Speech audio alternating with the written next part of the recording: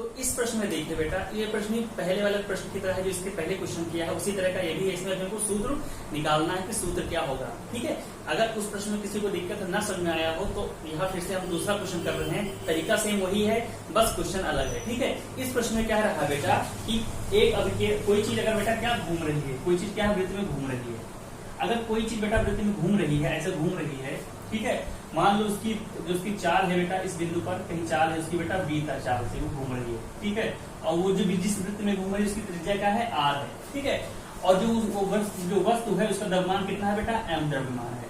वो एम द्रव्यमान की वस्तु है, बी चाल से इधर जा रही है और आर त्रिज्या पर रखी है। तो कह रहा है कि उसपे जो अभिकेंद्र बल लग रहा होगा उसकी वो किस पे डिपेंड कर रहा है, वो उसकी चाल पर, उसके द्रव्यमान पर और उसकी जो त्रिज्या है इस पे डिपेंड कर रहा है कि जिस वृत्त में घूम रहा है। तो उस अभिकेंद्र बल का मान बताइए। अभिकेंद्र बल मतलब हमको एफ निकालना है, एफ निकालना है। अभिकेंद्र बल क्या होता है बेटा, देखो जब चीज को हम कोई घुमाते हैं, जब कोई चीज घुमाते हैं तो ऑटोमेटिक वो चीज क्या होती है बेटा, बाहर जाना चाहती है। जैसे कि अगर हम इसको तार को यहाँ तोड़ दें और इसको घुमाने की कोशिश करें और तोड़ दें तो ये चीज भग जाएगी बाहर की तरफ। क्यों? क्योंकि उस पर एक बाहरी बल लग रहा है। ठीक है, एक बाहरी बल लग रहा है और ये रस्सी क्या हो रही है, उस बल को कंट्रोल करने के लिए एक आंतरिक बल लगा दी ताकि उसको रोके रखे उठने पर। ठीक है, क्योंकि वो बाहर होना चाहता है। तो जो ये तरह की रस्सी है जिसको हम पकड़ के घुमा रहे हैं, उसको अपनी तरफ खींचेगी तभी जाके वो बेटा घूम पाएगा चारों तरफ। अगर वो नहीं खींचेगी तो घुमा नहीं पाएंगे, वो भग जाएगा बाहर की तरफ। ठीक है, तो हमने कहा वो जो बल लगा रही है, ये जो बल लग रहा है, इस पे एफ लग रहा है बल, ये बल किस पे डिपेंड कर रहा है बेटा, तीन चीज पे डिपेंड कर रहा है। नंबर एक, ये डिपेंड कर रहा है इसके द्रव्यमान पर, एम पर। दूसरा एफ जो हमारा डिपेंड कर रहा है वो किस पर डिपेंड कर रहा है, इसकी चाल पर यानी बी पर। और तीसरा जो एफ डिपेंड कर रहा है वो क्या बेटा, इसकी त्रिज्या पर डिपेंड कर रहा है, आर पर। ये प्रश्न में दिया हुआ है, तो हमको बताना है इस एफ का मान कितना होगा। बिल्कुल सेम वही क्वेश्चन है, कोई दिक्कत नहीं है, उसको करते हैं। तो इसको मिटा देते हैं, आपके समझने के लिए बनाया था, आप चाहे तो उसको बना सकते हैं, कोई दिक्कत नहीं है। ठीक है, तो जो एफ है बेटा वो एम बी आर पे डिपेंड कर रहा है। तो अब तीनों को अगर एक साथ लिखें तो क्या सकते हैं, एफ किस पे डिपेंड करता है, नंबर एक एम पर, नंबर दो बी पर और नंबर तीन आर पे। ठीक है, ये तीन पे डिपेंड कर रहा है। अब हमने कहा था जब हम करते हैं तो सब पर क्या बेटा, इसकी बीमा लिख देते हैं। हमने कहा पहले वाले को लिख दिया ए, दूसरे को बी और तीसरे को सी, लिख दिया, कोई दिक्कत। अब जब एफ बराबर हम करेंगे, एफ बराबर करेंगे तो यहाँ पर जब ये हटेगा तो एक नियतांक आएगा के। ठीक है, ए एम की घात ए, बी की घात बी और आर की घात सी। ठीक है, अब क्या होगा बेटा, हम इधर की बीमा और इधर की बीमा लिखेंगे, दोनों को बराबर कर देंगे और उत्तर ले आएंगे अपना। तो हम देखो पहले बात करते हैं इधर की बीमा। इधर की बीमा क्या होगा बेटा, ये तरह का क्या है, बल है। और बल की बीमा क्या होती है बेटा, बल की बीमा होती है M L T minus two. क्या होती है, M L T minus two बल की बीमा होती है। बराबर इधर चलते हैं, के की कोई बीमा नहीं होती। एम यहाँ एम की बीमा क्या होगी बेटा, एम क्या है, द्रव्यमान ही तो है जो घूम रहा है एम, तो उसकी बीमा क्या हुई, कैपिटल एम। ठीक है, और इसकी घात क्या दे रखा है, ए दे रखा है, तो इसकी घात हमने ए लगा दिया। नेक्स्ट ये क्या है बेटा, इसकी चाल है बी, चाल है, तो चाल क्या होती है बेटा, L T minus one, L T minus one इसकी बीमा होती है, एल टी माइनस वन, और उस पर क्या लगा है, बी लगा है, तो बी को लगा दिया। नेक्स्ट है बेटा आर, क्या है, आर उसकी त्रिज्या है, त्रिज्या है, त्रिज्या क्या है, त्रिज्या का अगर नापेंगे किसमें नापेंगे, मीटर में नापेंगे, है ना, मीटर तो होगा मापन। अभी त्रिज्या थोड़े किलोग्राम में त्रिज्या है उसकी, मीटर तो भी क्या है, तो लंबाई है, तो त्रिज्या किससे नापेंगे, लंबाई में नापेंगे, तो लंबाई क्या है बेटा, सी में हो गया। कोई दिक्कत यहाँ तक, ये हो गया। अब आगे बात करते हैं, अब इधर देखते हैं, हमने कहा ये हो गया। अब इनको एक बार खोल लेते हैं। इधर तो था हमारा एम एल टी की पावर माइनस टू, ठीक है, इधर था, उधर की तरफ बराबर इधर लगाया, इसको खोल लेते हैं। यहाँ आया एम की घात एक, नंबर एक, नंबर दो यहाँ की घात आया, देखो बेटा यहाँ आया एल की घात, ये बी इसके साथ गुणा होगा तो क्या, एल की घात बी, और टी की घात कितना आया, माइनस वन, और बी कितना हो गया, माइनस बी। ठीक, और यहाँ एल की घात कितना आया, कुछ नहीं है, एल की घात सी आया, एल की घात सी आया, कोई दिक्कत। अगर देखते हैं अब एम वाले को या एक साथ कर लेते हैं। यहाँ पर एम वाला, इसमें एम है, इसमें तो एम है नहीं, तो खाली एम की घात यही रहेगा, कोई दिक्कत नहीं। ठीक है, एल वाले को देखते हैं, यहाँ एल यहाँ भी है, एल यहाँ भी है। अब देखो यहाँ भी एल है, यहाँ भी एल है, तो मतलब दोनों का आधार समान हो गया। और जब आधार समान है तो घातें क्या हो जाती हैं, जुड़ जाती हैं। तो एल की घात क्या हुआ, बी प्लस सी हो गया, नंबर एक। अब टी की बात करते हैं। टी की देखो बेटा, टी सिर्फ यही है और कहीं नहीं, ना यहाँ ना यहाँ, तो टी की घात क्या बचा, माइनस बी, इसको उतार लिया। आप देखो इसको हम इससे कंपेयर करेंगे, इधर है बेटा एम एल टी की घात माइनस टू, अब नियम ये कहता है कि बराबर के इधर जो विमा होनी चाहिए, बराबर के उधर वही विमा होनी चाहिए। मतलब कि अगर यहाँ m की जो विमा है, इधर भी m की विमा वही होनी चाहिए। अब देखो यहाँ m की विमा कितनी है, यहाँ कुछ नहीं, मतलब इसको हम 1 मान सकते हैं। यहाँ l विमा क्या मान सकते हैं, 1 मान सकते हैं। ठीक है, तो यहाँ m की विमा a है, यहाँ m की विमा 1 है। मतलब कि अगर m की विमा 1 है, इसको भी यहाँ a करना है, तो a को कितना होना चाहिए, 1 के बराबर होना पड़ेगा। तो यहाँ से निकल के आया कि a बराबर जो होगा हमारा क्या होगा, 1 होगा, नंबर 1। फिर l की विमा देखते हैं, l की विमा यहाँ 1 है, यहाँ l की विमा b प्लस c है। तो मतलब अगर इसको भी हमें 1 ही करना है, तो b प्लस c का मान कितना होना चाहिए, 1 होना चाहिए। नंबर 2 निकल आया। नंबर तीसरा बात करते हैं, यहाँ t की विमा -2 है, यहाँ t की विमा -b है। अगर इसकी जगह -2 हमको करना है, तो -b का मान कितना होना चाहिए, -2 के बराबर होना चाहिए, होना नहीं चाहिए, -b बराबर कितना चाहिए, -2 के होना चाहिए। ठीक, अब यहाँ से देखो एक चीज निकालते हैं, a बराबर 1 दिया है, तो a का मान पता चल गया। b प्लस c बराबर 1 दिया है, और b बराबर कितना है, -b बराबर -2। तो यहाँ से माइनस माइनस अगर काट दें, तो b की वैल्यू कितनी आई, 2 आ गई। b की वैल्यू अगर 2 आ गई, और उठा के इस b की वैल्यू को हम इसमें रख दें, तो क्या आएगा, b प्लस c बराबर 1 है। b की वैल्यू 2 आ गई है, प्लस c ऐसे रहने दो, 1 हो गया। तो यहाँ c की वैल्यू कितनी आ गई, 1 - 2 यानी कि -1। c की वैल्यू कितनी आ गई, -1। अब देखो हमको a की वैल्यू यहाँ पता ही थी, a की वैल्यू हमें थी 1, b की वैल्यू आ गई 2 और c की वैल्यू आ गई -1 आ गई। अब उठा के सारा जो हमने स्टार्टिंग में लिया था उसी में उठा के रख देते हैं। ठीक है, चलो इधर करते हैं। हमने कहा इसको मिटा देते हैं, इसको आप नोट कर लीजिएगा। ठीक है, यहाँ देखो हमने लिया था f बराबर k m की घात a, b की घात p और r की घात c। तो हमने सब वैल्यू उठा के यहाँ पर रखी। तो f बराबर जो हमारा होगा k, ऐसे रहने दो, m की घात क्या आई है, a का मान कितना है बेटा, a का मान 1 है, तो m की घात 1 हो गया। b की घात क्या आया है, b, और b का मान कितना आया बेटा वहां पर 2, तो m b की घात 2 आ गया। और r की घात कितना बेटा, c है, और c का मान वहां पर क्या आया बेटा, c का मान हमारा आया -1। क्या आया है, -1। जब इसको सही से कर लेते हैं, तो क्या आएगा, a को ऐसे रहने दो, m की घात 1 मतलब m ऐसे हो गया, b स्क्वायर मतलब b स्क्वायर यहाँ आ गया। और r की घात अगर 1 - 1 है, तो इसको क्या लिख सकते हैं, इसको 1 बटे अगर हम r लिख दें, 1 बटे r लिख दें, तो ये घात इसकी 1 हो जाएगी, तो इसको 1 बटे r लिख सकते हैं, कोई दिक्कत। तो यहाँ r की घात -1 जो था, इसको क्या लिख सकते हैं, 1 बटे r लिख सकते हैं, लिख सकते नहीं सकते हैं। ठीक, तो अब देखो जो आया हमारा निकल के, k बराबर f बराबर क्या, k यहाँ आ गया, mb स्क्वायर, और इस r को इसके नीचे ले आते हैं, तो mb स्क्वायर अपॉन r आ गया। ठीक है, तो ये f की वैल्यू निकल के हमारी आ गई, f की वैल्यू क्या आया, k mb square upon r आ गया। ठीक है, अब एक्सपेरिमेंट द्वारा, परीक्षण द्वारा पता किया गया कि जो इस k की वैल्यू होती है कितनी होती है, 1/2 होती है। कितनी होती है, 1/2 होती है इस k की वैल्यू, इस k की वैल्यू। तो यहाँ से जब हमारा f निकल के आया बेटा, क्या होगा, f निकल के हमारा आया 1/2 mb स्क्वायर अपॉन r। क्या हुआ, 1/2 mb स्क्वायर अपॉन r, ये निकल के आया अब केंद्र बल का, जो हमने को बल निकाला था, f निकाला था, उसका मान निकल के आ गया 1/2 mb स्क्वायर अपॉन r। तो ये क्वेश्चन ने हमको बता दिया कि इसका फॉर्मूला कैसे हम निकालेंगे, यहाँ से निकल के आ गया।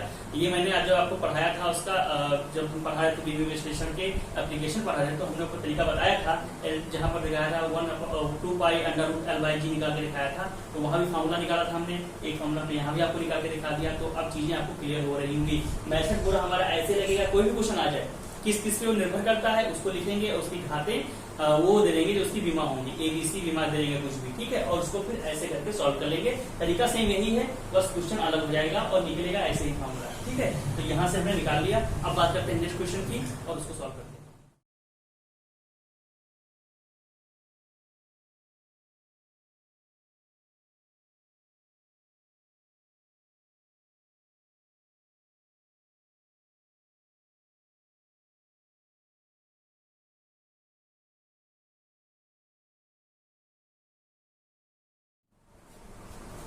तो इस प्रश्न को देखते हैं बेटा, इसमें क्या दे रखा है कि पारे का घनत्व आपको दे रखा है। पारे का घनत्व कितना दे रखा है, 13.6 ग्राम पर सेंटीमीटर क्यूब। यहाँ देखो बेटा क्या है, ग्राम है और सेंटीमीटर है, मतलब ये कौन सी प्रणाली है, CGS प्रणाली। कौन सी, CGS, जिसमें सेंटीमीटर, ग्राम और सेकंड यूज होता है। तो सेंटीमीटर देखो, इसमें सेंटीमीटर यूज हुआ है और ग्राम यूज हुआ है, तो मतलब ये कौन सी प्रणाली है, CGS प्रणाली है। कौन सी प्रणाली है बेटा, ये हमारी है CGS। कौन सी, CGS CGS प्रणाली है। और इस CGS प्रणाली को हमको बदलना है, इस CGS प्रणाली को हमको बदलना है MKS प्रणाली। MKS मतलब क्या, जहां ग्राम है यहाँ पर क्या आ जाए, किलोग्राम आ जाए। क्या आ जाए, किलोग्राम। MKS में क्या होता है, मीटर, किलोग्राम, सेकेंड। तो ग्राम की जगह क्या आ जाए, किलोग्राम आ जाए, नंबर एक। और नंबर दो सेंटीमीटर की जगह क्या आना चाहिए, मीटर आना चाहिए। क्या आना चाहिए, तो किलोग्राम पर मीटर क्यूब में हमको इसका आंसर निकालना है। ठीक है, तो जो इसका पानी का घनत्व है, इस घनत्व को हमको ग्राम प्लस सेंटीमीटर क्यूब से किलोग्राम पर मीटर क्यूब में बदलना है। यानी इसकी हम क्या कर रहे हैं, इसकी पद्धति को बदल रहे हैं, जो हमने पढ़ाया था पिछले वीडियो में। तो कैसे बदलेंगे, हमने आपको फॉर्मूला बताया था, एक बहुत सिंपल सा फॉर्मूला था, उसको पढ़ाया था। क्या होता है बेटा, N2 बराबर क्या होता है, N2 बराबर M1/M2 की घात A, ठीक है, L1/L2 की घात B और T1/T2 की घात C। यही तो होता है, पढ़ाया था हमने।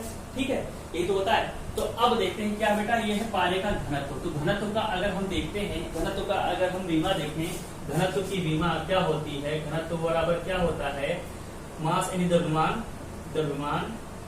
बटे आयतन। क्या होता है घनत्व बराबर द्रव्यमान बटे आयतन। ठीक है, तो यहाँ से घनत्व की बीमा अगर निकालें तो क्या है, घनत्व की बीमा द्रव्यमान को लिखते हैं m को, m से, और आयतन क्या होता है बेटा, आयतन होता है हमारा L3। क्या होता है, L3। पहले वीडियो में बताया था आयतन का क्या होता है, ये हमारा होता है L3। ये क्या है बेटा, इसकी बीमा है। तो m बटे L3। तो यहाँ से क्या आएगा, m L की पावर, एक साथ लिखे हैं तो क्या आएगा, -3। क्या आएगा, m L की पावर -3। तो m L की पावर -3 इसकी बीमा होती है। अब हम जरा देखते हैं बेटा, हमको यहाँ m चाहिए, l चाहिए, t से मतलब है नहीं वहां, क्योंकि m l ही है, तो m l से मतलब है, t से मतलब नहीं है। तो देखो बेटा, अगर n2 की बात करें तो n2 बराबर क्या है, अच्छा यहाँ पर एक तो छूट गया, n2 बराबर n1 दिया है। तो n2 बराबर n1 का मान कितना होगा, n1 का मान जो दे रखा है, ठीक है, 13.6। ठीक है, m1 का मान क्या होगा बेटा, m1 क्या है, द्रव्यमान। द्रव्यमान किसमें दे रखा है, ग्राम में दे रखा है। तो m1 हो गया द्रव्यमान ग्राम में। m2 क्या हो गया, जिसमें आपको निकालना है मतलब किलोग्राम। ठीक है, किलोग्राम में निकालना है। और a का मान क्या होगा बेटा, a का मान हम लेंगे वहां से, देखो m l की पावर -3 है, तो m की मान कितना है बेटा, 1 है। m की मान कितना है, 1 है, तो यहाँ a का मान कितना हो गया, 1 ही हो गया। ठीक है, दूसरा L1 क्या है बेटा, L1 यहाँ पर सेंटीमीटर क्यूब, सेंटीमीटर। और L2 क्या है बेटा, जिसमें निकालनी यानी मीटर है। ठीक है, मीटर है। और इसकी जो घात आएगी b क्या होगा बेटा, जो वहां l की घात दे रखी है, कितनी, -3 दे रखी है, तो यहाँ l की घात कितनी आई, -3। और यहाँ पर t की जरूरत नहीं, क्योंकि वहां ml है, t है, अभी नहीं तो t की जरूरत नहीं, तो हमें इतने से काम चल जाएगा। ठीक है, अब देख लेते हैं, यहाँ पर हमने कहा N2 जो होगा हमारा 13.6, यहाँ पर ग्राम है, यहाँ किलोग्राम है। ऐसा कर दें कि दोनों राशियां एक जैसी हो जाए, मतलब दोनों जो हमारे इकाइयां हैं एक जैसी हो जाएं। हमने कहा अगर हम इसको लिख दें, ग्राम ही लिखें, इसको ग्राम लिख दें, और नीचे वाले को क्या लिखें, 1000 ग्राम। क्या लिख दें, 1000 ग्राम। तो कोई दिक्कत, किलोग्राम को ग्राम बदल दी हमने, कहा 1000 ग्राम। ठीक है, इसी घात 1 हो गया। नंबर 2, यहाँ है सेंटीमीटर, सेंटीमीटर इसको ऐसे रहने दिया, और नीचे क्या है, मीटर को हम क्या लिखते हैं, 100 सेंटीमीटर। क्या लिख दिया, 100 सेंटीमीटर। इससे कोई दिक्कत, 100 सेंटीमीटर की घात -3, कोई दिक्कत। यहाँ से हमने इसको बदल दिया और मीटर को सेंटीमीटर बदल दिया। अब देखो जरा, अब काट दे इसको जरा, यहाँ से ग्राम कट गया, ठीक, सेंटीमीटर से सेंटीमीटर कट गया। अब इधर लिखते हैं जरा, इधर देखिए जरा, ये हटा देते हैं ताकि दिक्कत नहीं। तो अब देखो बेटा, जो N2 की वैल्यू आ रही है वो क्या आई, 13.6। ठीक है, गुणे यहाँ बचा 1/1000, 1/1000, ऊपर की घात 1 है तो कोई मतलब ही नहीं है। ठीक है, गुणे इसको देखो, यहाँ बटा 1/100, 1/100 की घात कितनी है बेटा, -3। क्या है, -3 है। ठीक है, इसको और लिखते हैं, 13.6 गुणे 1/100, 1/100 कोई दिक्कत नहीं, डायरेक्ट ऐसा कर लिया, 1/100, 1/1000। ठीक है, गुणे यहाँ देखो क्या है, 1 की घात कुछ भी हो 1 ही रहेगा। ठीक है, और 100 की घात अगर जो है वो क्या हो जाएगी, -3 हो जाएगी। 100 की घात -3 हो जाएगी। अब इस -3 को अगर हम प्लस करना है तो 100 को ऊपर ले जाएं और यहाँ +3 लिख दें तो क्या होगा, इसका क्या लिख सकते हैं, 100 की घात +3। कोई दिक्कत, 100 की घात 3। अब देखो ये 100 की घात 3 मतलब क्या है, 100 को हमने 3 बार लिखना है। 100 की घात 3 मतलब क्या, अच्छा भाई देखो 4 की घात अगर 2 लिखी तो मतलब क्या 4 गुणे 4 ही तो होता है, या 4 की घात 3 लिखते तो क्या होगा 4 गुणे 4 गुणे 4 3 बार लिख देंगे। तो ऐसे ही 100 की घात 3 दे रखी है तो 100 को 3 बार लिखना, तो हमने कहा 100 को 3 बार लिख देते हैं।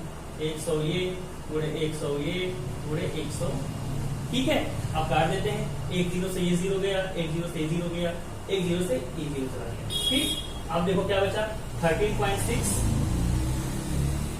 गुणे इसका तो कट गया, ये बटा 1 10 और 1 बटा 100, ठीक है। तो कितना आया 13.6 गुणे ये कितना हो गया 1000 और यहाँ लिखेंगे तो कितना हो जाएगा 13, ये 1000 3 पॉइंट हो जाएगा तो 1 2 3 13,600 क्या किलोग्राम पर मीटर क्यूब, 13,600 किलोग्राम पर मीटर क्यूब। ये क्या हो गया बेटा, घनत्व। कौन सा, पारे का घनत्व हो गया, किसमें आ गया बेटा, अब आ गया किलोग्राम पर मीटर क्यूब में आ गया। मतलब जो हमको निकालना था वो हमको निकाल लिया। कितना होगा यहाँ पर 13,600, यानी 13.6 ग्राम सेंटीमीटर कितना होगा 13,600 किलोग्राम पर मीटर क्यूब में होगा। तो ये हमने पद्धति बदल के इसका मान बदल के यहाँ पर बता दिया कि इस पद्धति में 13,600 किलोग्राम पर मीटर क्यूब होगा। ये पारे का घनत्व हमने बता दिया। तो ये क्वेश्चन आई थिंक आपको समझ में आ गया होगा। आज जब हमने क्वेश्चन एप्लीकेशन करवाया तो वहां भी क्वेश्चन करवाया था, यहाँ भी क्वेश्चन करवा दिया, तो चीजें थोड़ी थोड़ी समझ में आई होगी। आप अपने आप क्वेश्चन करेंगे तो समझ में आ जाएगा। अब बात करते हैं नेक्स्ट क्वेश्चन की, जरा उसको देखिए जो आपकी स्क्रीन पे आ रहा है।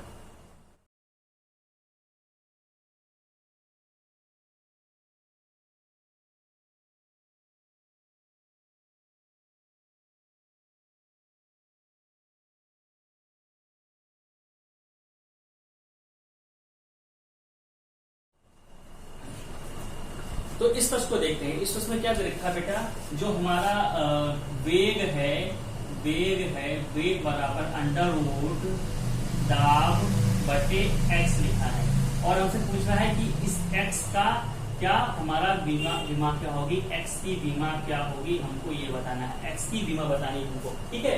तो कैसे करेंगे, क्या करेंगे, इस x को इधर ले आते हैं, बाकी सबको साथ ले आते हैं। तो कैसे करेंगे, हमने कहा वेग को अगर हम स्क्वायर कर दें, दोनों तरफ स्क्वायर कर दें, और दोनों तरफ द्विघाती रूप से अगर करें तो वेग का स्क्वायर अगर कर दें तो यहाँ से क्या बेटा अंडर रूट है, तो स्क्वायर करेंगे तो अंडर रूट हट जाएगा, तो यहाँ क्या आएगा सिर्फ दाब बटे x रह जाएगा, अंडर रूट हट जाएगा, क्योंकि हमने स्क्वायर कर दिया। अब इस x को इधर ले आते हैं, वेग को इधर चले आते हैं, तो x बराबर हमारा क्या हुआ दाब बटे वेग का स्क्वायर, ठीक। अब क्या करते हैं, इसकी भी मान देते हैं, इसकी भी मान रखते हैं, काट पीट देते हैं और इसकी भी मान आ जाएगी, कोई दिक्कत नहीं है। तो हमने कहा दाब की मान क्या होगी, दाब क्या होता है, दाब होता है बल बटे क्षेत्रफल। क्या होता है, बल बटे क्षेत्रफल। अगर हम दाब की बात करें तो दाब बराबर क्या होता है, बल बटे क्षेत्रफल होता है। तो इसकी बीमा क्या होगी, इसकी बल का होता है हमारा mlt-2 और क्षेत्रफल क्या होता है l स्क्वायर, ठीक है। तो यहाँ से बीमा निकल के आई m, ये ऊपर जाएगा तो क्या हो गया, यहाँ एक पहले है और -2 ऊपर भी आ गया, तो क्या हो गया -1 और t की पावर कितना हुआ -2। तो यहाँ से जो दाब की बीमा आई बेटा ml-1 t की पावर -2 और बटे क्या आएगा, वेग की क्या होती है बेटा lt-1 की घात कितना दे रखा है 2 रख रखा है, ठीक है। यहाँ से हम सॉल्व कर लेंगे तो x की बीमा क्या निकल के आएगी, देखो यहाँ m ऐसे रहने दो, m कोई दिक्कत ही नहीं है, और इसको m l की घात -1 t की घात -2, नीचे क्या आएगा बेटा, देखो दोनों पर लगा स्क्वायर, तो l की घात 2 हो गया, t की घात कितना हो गया -2 हो गया, l की घात 2 और t की घात -2। अब यहाँ से देखो क्या क्या कट जा रहा है, t की घात -2 और t की घात -2 यहाँ से कट गया, क्या बचा आगे देखते हैं। हमने कहा बचा m l और यहाँ -1 है, ये 2 ऊपर जाएगा तो ये -2 हो जाएगा, तो -1 में -2 चला जाएगा, तो क्या बचा, जो x की बीमा होगी हमारी क्या बचेगी, x की बीमा जो हमारी होगी वो क्या होगी ml और की घात -3, क्या होगी ml की घात -3। यहाँ से निकाल के हमने दिखा दिया कि होगी हमारी x की विमा, तो निकल के हमारा आंसर आ गया। अब बात करते हैं नेक्स्ट क्वेश्चन की, जो आपकी स्क्रीन पे आ रहा है, इसके बाद देखिए तो इसको भी सॉल्व करते हैं।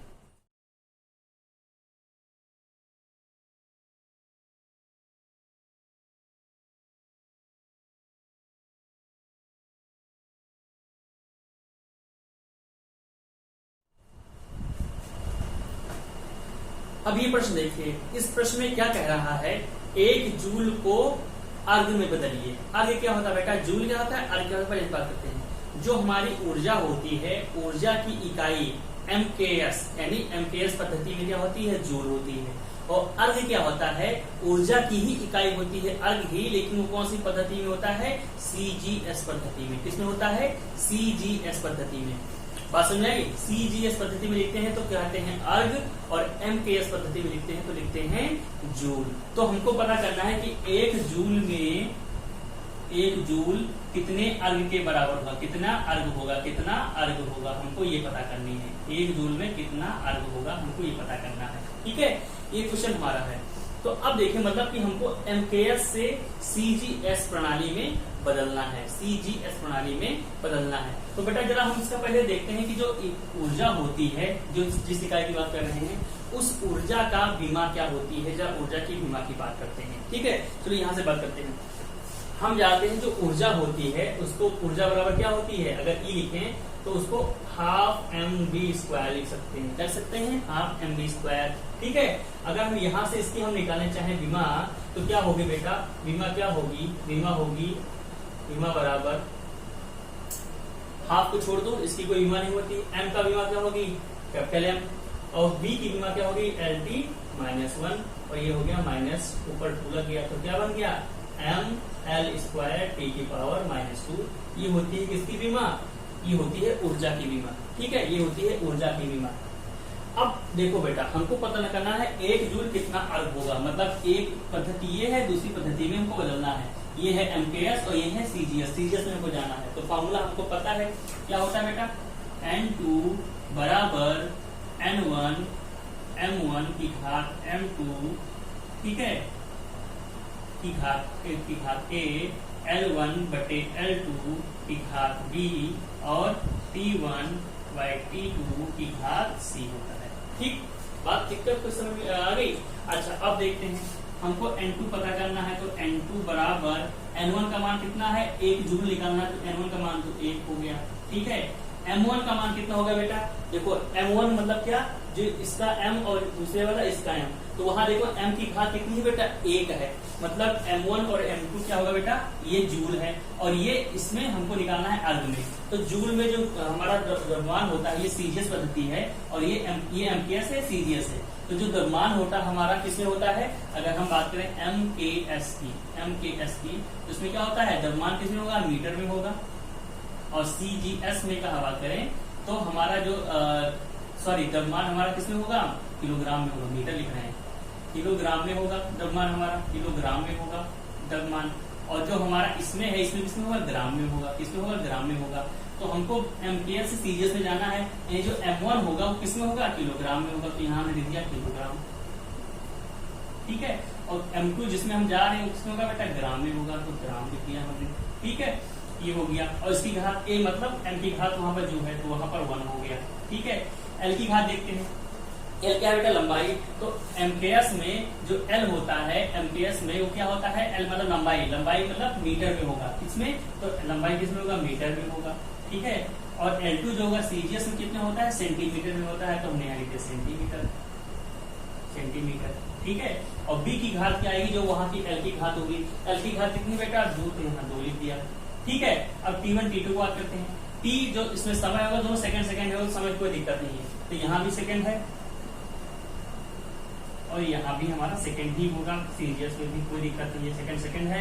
और इसकी घात कितनी होगी, -2, कितनी होगी, -2, वहां से लिख दिया। अब देखो यहाँ पर आराम से हम चीजों को सॉल्व करते हैं। हमने कहा 1 गुणे, अगर 1 किलोग्राम है, इसको ग्राम में बदल दें तो क्या हो सकता है बेटा, 1000 ग्राम लिख सकते हैं, और बटे ग्राम से आ गया।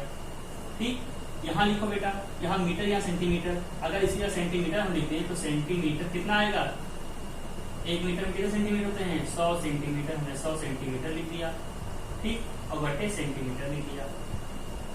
इसकी घात कितनी है, 2, और यहाँ पर तो दोनों एक ही है, कोई दिक्कत नहीं है, तो इनको हम ऐसे काट देंगे, डायरेक्ट काट दिया, तो यहाँ पर आया 1 मान लिया, तो 1 की घात कितनी आई, -2, कोई दिक्कत ही नहीं है, ठीक। अब बात करते हैं आगे की, जरा इधर लिखते हैं।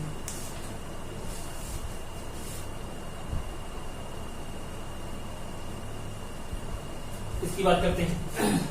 यहाँ देखिए बेटा, तो जो N2 हमारा आएगा वो क्या होगा, उधर तो एक ही है, यहाँ से हमारा ग्राम से ग्राम कैंसिल, यहाँ सेंटीमीटर से सेंटीमीटर कैंसिल, तो क्या बचेगा, 1 गुणे यहाँ बटा 1000, और उसकी घात कितनी है, 1, तो कोई दिक्कत ही नहीं है, 1 रहे तो यहाँ पर क्या बेटा 100 की घात कितनी है बेटा, 2 है, तो यहाँ पर 2 लगा दिया, और 1 की घात कुछ भी हो उसको मतलब 1 ही होता है, तो यहाँ पर 1 हो गया, कोई दिक्कत नहीं है। तो N2 जो हमारा आया, अब देखो बेटा यहाँ 100 1000 है, यहाँ 100 की घात 2 है, तो मतलब यहाँ हम लिख देंगे 1000, और यहाँ 100 की घात 2 मतलब 100 ये और 100 ये, ठीक है।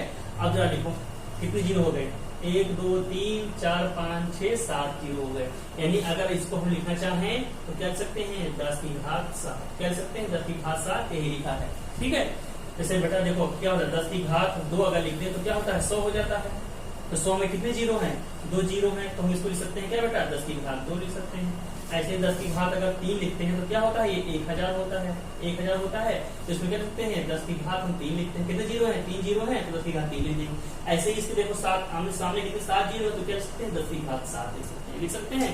तो 10 की घात 7 ये जो निकल के आया, ये किसमें निकल के आया, N2, ये निकल के आया अर्ग, ये किसमें निकल के आया, अर्ग में, तो मतलब कि 1 जूल जो होगा, 1 जूल में होगा, उसमें कितने होंगे, 10 की घात 7 अर्ग होंगे, 10 की घात 7 अर्ग होंगे। ये क्वेश्चन हमने सॉल्व कर लिया, निकाल लिया कि 1 जूल में कितने अर्ग होंगे, 10 की घात 7 होंगे। वही जो पिछला हमने क्वेश्चन किया कैसे किया वही होगा, कोई तरीका अलग नहीं है, जैसा भी क्वेश्चन आएगा हम ऐसे ही करेंगे, तरीका हमारा यही रहेगा। तो आई थिंक हमने ये पूरा चैप्टर करवा दिया, इस चैप्टर को हमने अच्छे से थोड़ी पढ़ा दी, इसके क्वेश्चन भी करवा दिए। अब कुछ क्वेश्चन आपको होमवर्क पे देंगे, उस क्वेश्चन को करना है और अपने आप करेंगे, तभी आपको चीजें समझ में आएंगी। तो इस पार्ट से अगर कोई भी फिर भी कोई दिक्कत रहती तो आप क्वेश्चन करेंगे, पूछेंगे, तो तब तक के लिए आप क्वेश्चन को लगाइए, न्यूमेरिकल को सॉल्व करिए, फिर कोई दिक्कत आती फिर तो हम हैं ही, ठीक है। तो मिलते हैं अब अगले लेक्चर में, अगले लेसन के साथ, अगले चैप्टर के साथ। तब तक के लिए खुश रहिए और पढ़ाई करते रहिए, ठीक है। बाय।